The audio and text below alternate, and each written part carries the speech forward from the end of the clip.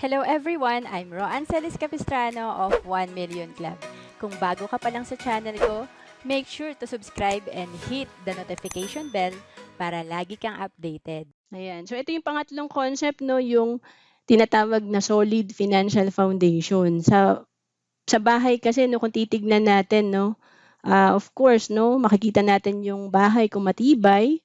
Like ngayon, no, madalas ang ulan, no, mahangin, kung talagang hindi magigibayan, no, may lindol. So, yung mga hindi matibay yung foundation, yan talaga yung masisira. So, ganun din po sa ating personal finance. May tinatawag na financial foundation. Dapat pala strong din kasi kagaya nito, nagkaroon ng crisis noong 2020. No? Namroblema ba tayo sa pera? So, ibig sabihin, kung namroblema tayo, meron tayong kailangan i-build, no, na financial foundation. Hindi pa matibay yung ating financial foundation. O kaya naman, baka anytime mawalan ka ng trabaho, dapat naka-ready ka o magkasakit, ma-disable. So, yan po yung tinuturo sa atin sa IMG. Ayan. So, ito po yung kumpletong financial foundation, no? Ang ginagawa natin dyan, mula baba hanggang pataas. Okay? So, dito pala sisimulan yan sa baba, pataas.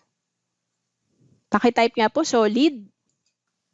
So, yan yung pag-uusapan natin, yung paano ba mag-build ng strong financial foundation. So, una, yung increase cash flow. No? Kailangan pala talagang para ma-build natin tong ating alikansya. Para kasi sa akin, alikansya to no? Kailangan maganda yung cash flow natin. So, paano ba yan? No? Sa workshop 1, tinuturo yan sa IMG. Yan. So, una, no, kala ko dati magtipid lang, no? Pero meron palang isang option din na control din natin yung magkaroon tayo ng additional income, no? So, make every available time productive. So, mula nung nalaman ko tong concept na to, no, nung 2012, nag-part-time ako dito sa IMG, ginawa kong productive yung spare time ko. So, ibig sabihin, para akong may pangalawang trabaho. Mula 5 p.m. hanggang 11 p.m., ginagawa ko tong part-time business ko sa IMG. And kapag nasa biyahe rin ako, no, kasi nag-LRT po ako araw-araw, nasa jeep din, alam naman natin traffic din talaga sa Pilipinas. So, maximize ko lahat yan, productive talaga. Kasi pwedeng gawin ng IMG ng part-time. Okay? So, ang tanungin lang natin sa sarili natin, can you be wealthy with your present job or business? 'Di ba? So, kapag hindi, kagaya ng ginawa ko, use your spare time, no? So, the best available time to build your wealth is your spare time. So, marami pong naging self-made millionaire. Nagsimula lang din po sila sa pagiging productive sa kanilang spare time. Of course, kailangan natin ng full-time job para talagang makasurvive, may pambili ka ng pagkain, di ba? Pero kung sa tingin mo, ayaw mo sa ganung cycle na tinatawag na rat race cycle, meron namang paraan. No? Meron pa tayong 24 hours every day. Tignan lang natin yung mga spare time natin. No? May tanong pa nga, no? How many sources of time, income do you have? How many people rely on in that income? So, ibig sabihin yan, ilan ba yung source of income natin? No? Kasi, again, ang mga mayayaman may 7 source of income. At least, may 7 silang source of income. So, what do you do in your spare time?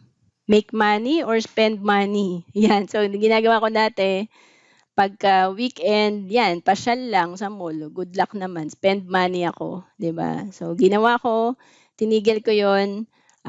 Mula nung nalaman ko yung IMG, nag-part-time ako. So, make money na.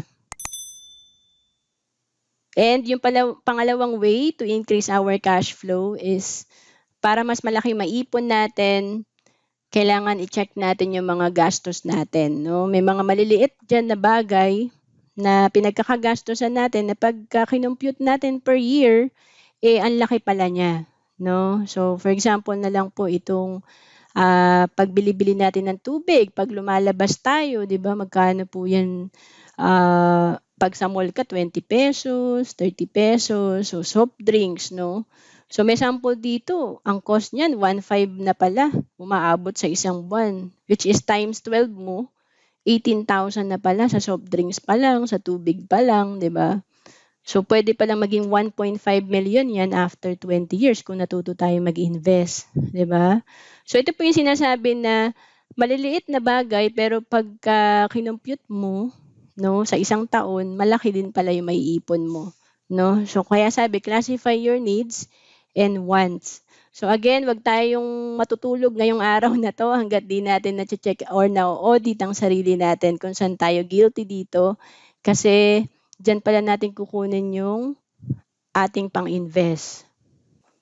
So pay yourself first. Ito yung tinatawag na prosperity formula. Pagka-receive natin ng ating kinikita, importante, no, yung 10% na pupunta sa tithes. Ito yung donation natin sa church kung saan tayo nag-grow spiritually, no?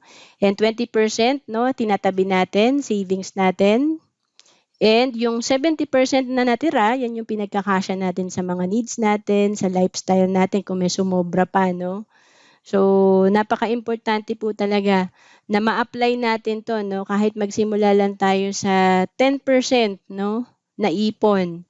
Kasi pagka lagi mo yan ginagawa, naging habit mo na, tumataas din po yan. So, pakitype nga po, disiplina. Kasi wala pong yumaman na walang disiplina.